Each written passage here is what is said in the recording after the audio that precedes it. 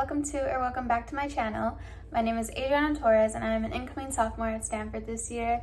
Today I just wanted to do a follow-up video to my previous video about all the things that I loved about Stanford. And in this video I'm going to be talking about all the things that I dislike about Stanford. Of course, all these things are strictly my opinion, and some of the things that I've experienced that I'm going to be talking about in this video, they might not even apply to you because, you know, we live in different lives and we're all going to share different things that we like or dislike. But yeah, I just want to share some of my opinions. So yeah, let's get started with the video. Okay, so the first thing that I'm going to be talking about in this video is the location.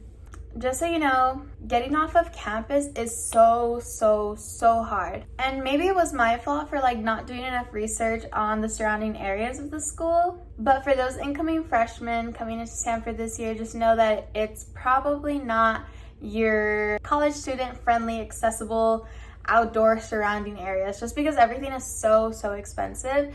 And yeah, it kind of sucks. Yeah, for those of you that don't know, Stanford is in the city of Palo Alto, which is one of the most expensive cities to live in California. So I'm not sure why I thought that there was gonna be cheaper, more student-friendly, accessible things to do off campus.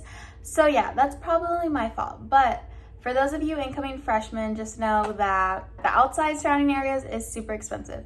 The mall that's a few minutes away from Stanford only sells designer Gucci products. So yeah. And then a lot of more, I would say, user-friendly stores are at least 30 to 4 minutes away on a bus or a train. So which kind of sucks. I mean, if you have a car, or at least know how to drive and can get the Zipcar with your friends, I think it's fine just because you're able to travel out of the city of Palo Alto and either just go to different locations that are a lot cheaper in the Bay. But if you don't know how to drive or you don't have a car, then your best bet is gonna be having a friend that knows how to drive. Alright, and the next thing that I want to talk about is a Stanford Bubble. So this is pretty related to what I said about the location piece that I was talking about and just how hard it is to get off campus.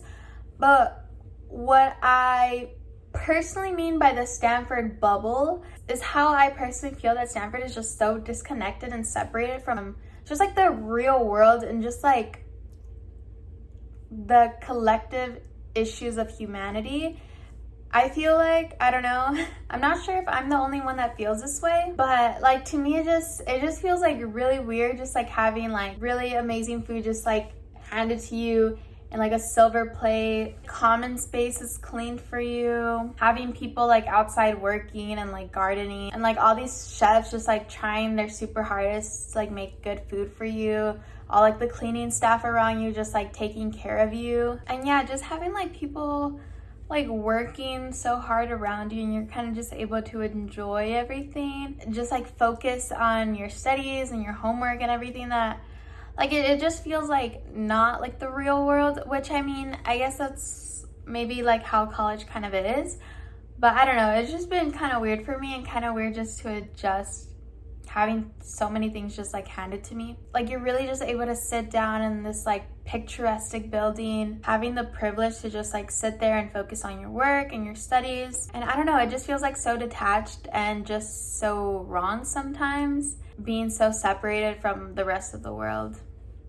And yeah, and I don't know if Stanford does this purposely, but just to get off campus, it is so hard to just get connected to even just Palo Alto, the city. It's just so hard. It's from most of the dorms and to the actual city of Palo Alto, that's a whole 30 minutes on a bus. Maybe not 30 minutes, 20. But still, it's just, I don't know, I don't know, it's just weird for me. But yeah. And the third thing that I want to talk about in this video are just all the extra fees and course fees that Stanford has you pay for courses that they're offering and classes that you need to take. Yeah, I don't know, I just think a lot of these fees are just super unnecessary for some of these classes, especially since Stanford's tuition is $100,000 a year. That is more than my parents make in 5 years. So I don't know, I think it's just crazy that they make you pay all that money, when Stanford's endowment is like a couple $1 billion. So I don't know, it's crazy.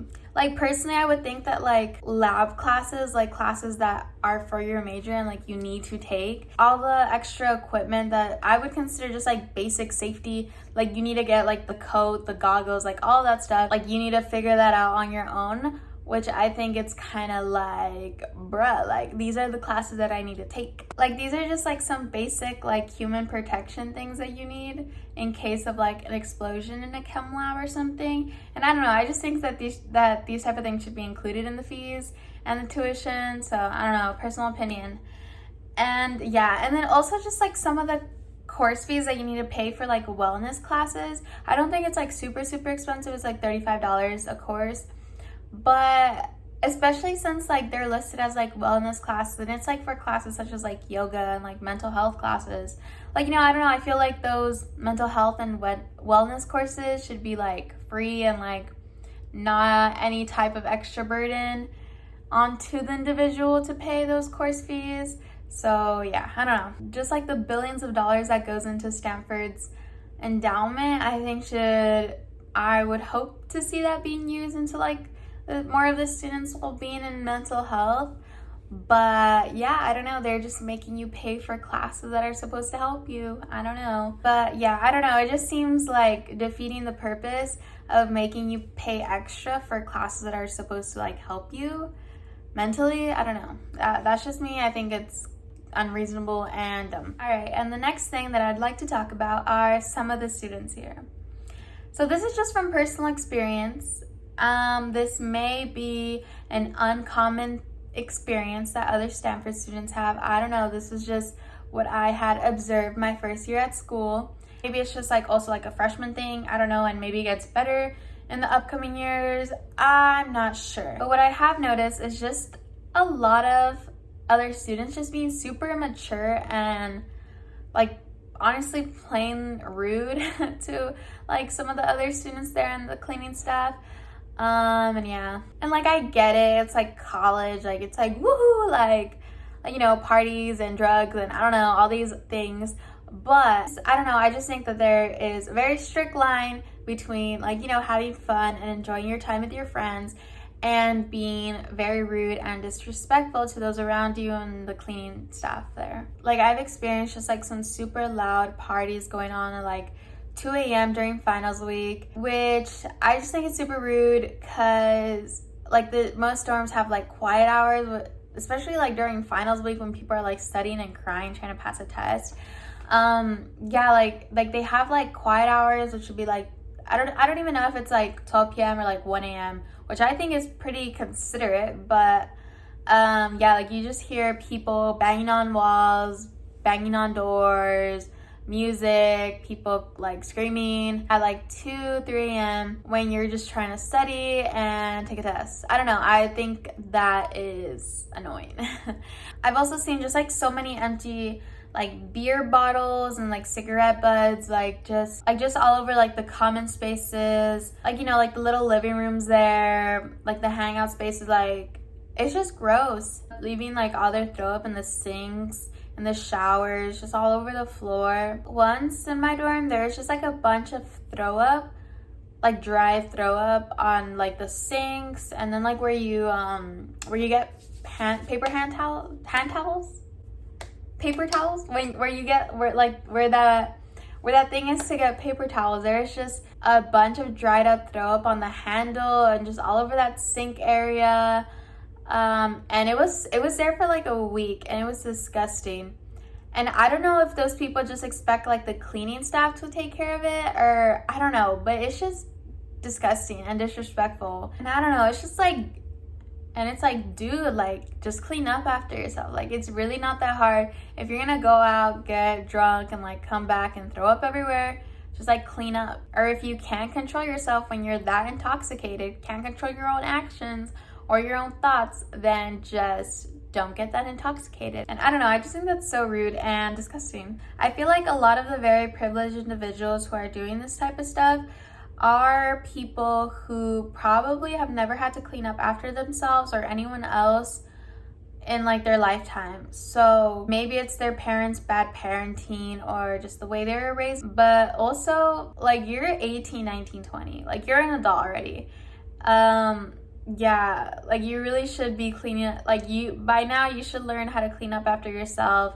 You should learn that people are not going to be cleaning up after your puke. Like that's actually disgusting. But it's like, come on, dude, like you're already an adult, like you're old enough to know what's right or wrong. And I hope like what's disrespectful or not, just like learn how to pick up after yourself. It's really not that hard. But yeah, and then the girls' restroom sometimes, it's literally so disgusting. It's like if your hair is falling out and clogging up the drains, it's really not that difficult to just like bend down and pick it up and throw it in the trash. Like sometimes I swear there's like wads of hair, like this, like wads. Like I've cleaned up other people's just loose hair, clogging up the shower drain just because I don't want to like risk stepping on that. And I don't know, I just find that disgusting. But yeah, I swear it's like wads. Like a ball of just hair. Like I don't know if it's just like one person or just like so many people not like, you know, not collecting the hair that falls off their head when they shower. But it's just like, dude, like it's just not that hard at all to just bend down and pick it up and throw it in the trash after you're done showering. It's really not that bad, and I don't know why more people don't do it. And I don't know who those people are expecting to clean up their mess, because it's just disgusting. Like if you're really expecting the cleaning staff to clean up your beer-filled throw up off the ground and everything, it's just like, dude, I don't know. I think that is nasty. Like, are they really also expecting the cleaning staff to also wipe their own ass? Like, damn, like, I don't know. I just think it's disgusting and horrible and extremely rude. And all right, and I think I also said this in my last video, but the final thing that I want to mention real quick is just the quarter system. I said I had like a love-hate relationship for it, but sometimes it's more of a hate relationship, I think. Just because I feel like even just like getting to know your other classmates and your teachers, like it's so hard to do all that in 10 weeks. Especially when like 2 of those weeks you're like studying for like the midterm and the finals. Like it's just really hard to, well, personally for me, like it's just hard to like form those type of connections with other people in so little amount of time. I feel like personally I would probably benefit more from like a semester system, just to be able to like build some more of my connections and just connect to people like on a genuine level. Like I don't know, like I feel like 10 weeks is just so quick. Like I'm not able to like talk to them and like talk to them about their favorite music or like talk to them about what they like to do. Like I don't know, I just don't think that it's enough sometimes. And then also personally I take more like humanities classes, so I haven't really taken many classes. I think it was just math I was like this, but like all like the math classes, the chem classes, computer science, I think just like all those classes literally have 2 midterms and a final, so like 3 tests in 10 weeks. So you literally have like a test like every 2.5 weeks, which I think is horrible.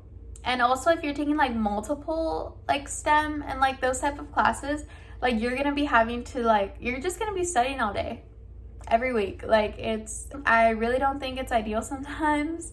But yeah, whatever. And also really quick, I don't want to consider this a con, like in general. Like I'm not gonna consider this like a con just because I do really love the food, but the fish, let me search up exactly what that fish's name is. 6.5 hours later. Okay, so it is the Mediterranean rock cod. That shit is nasty. Okay, I don't know why they keep serving it. I've heard so many, like just everyone else also complaining about it. Like it's just not good. And it is like kind of common sometimes, honestly. Like at least like once or twice a week you're gonna have rock cod, which kind of sucks, but yeah, I guess whatever. They have other options, so you're probably fine. Okay. And yeah, I think that's gonna be the end of this video. Thank you so much for those who stayed till the end and watched the whole video through. Of course, some of these things are probably very nitpicky, and overall I think I've had a pretty good experience here at Stanford so far. And yeah, I have an amazing group of friends. Anything, if you're worried about the people part, I'm pretty sure you'll be fine. There are a lot of cool and super chill, amazing and non-disrespectful, rude people here. So I'm sure you'll find your group of friends. I hope that this was informative for anyone watching. And yeah, good luck to those incoming freshmen. Thank you so much for watching, and see you next week. And yeah, for those of you watching, please don't forget to subscribe and like this video. And yeah, also please feel free to leave comments down below of video suggestions or anything at all. Yeah, see you next week.